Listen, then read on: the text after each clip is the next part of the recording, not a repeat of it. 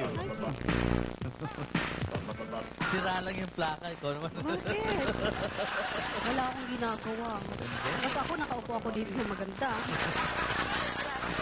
Oh, ba't ganyan ang Linggo-linggo magbistida ka na. titig mo sa akin? Tingnan ko nga sa... Hindi, konti ka. Teka muna. May balahibo ka rin pala sa paa. Balbon eh. Ba't ganyan? Balbon eh. Huwag mo lang bukul. Yan ba nakatikwas o bali?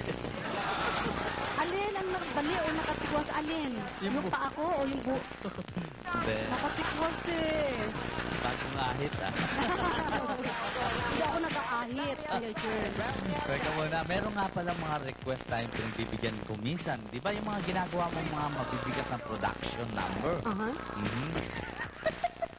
Pag ikaw nahipa ng hangin, makita mo lalakad ka na ng Kasi naalala ko minsan nung mag-guest sa atin si Ate Pilitz, di ba? Talagang tuwang-tuwa ako sa kanya noon eh. Pag dumapli siya... Ngayon wala siya, ako naman. Sige na, pagbigyan mo naman ako, hindi ako nakapagsalita noon eh. Pag dumapli siya... Puro kayo lang. Hanggang mamaya, mababalihan ka ng tadyang. Alin? Wala. Pag dumapli siyang kamay mo dyan, oh, mamaya kala mo Meron ko. Sige na, intro na Teka natin. muna. Oh. May panyo ka ba, Kuya Jerms? Yeah. Alam mo naman ako, ugali ko na yung magdala ng panyo every day. Nagpapawisan lang ako.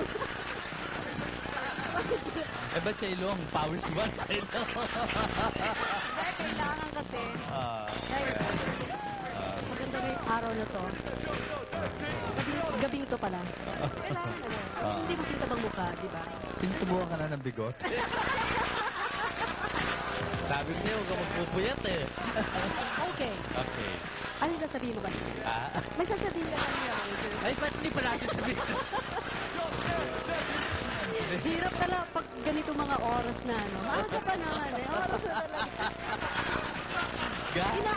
Alam mo ba, ginagawa ko lang yung mga ganitong kilos pagka yung pa mga alas 12 na ng gabi. Eh, wala pa lang tayo. Oras ko na kasi yun eh. Eh, lalo na pag may buwan. Yun, naku eh. Si Ading Fernando ang kahanapin mo yan pag may buwan. Ganun ba yun? Isusumbong ko kayo. Teka, intro na Pero natin. ang cute-cute mo ngayon, Kuya Jerms, talaga. Nai-inlove ako sa'yo. Ganyan ka pala pagka ganito na rin ang oras.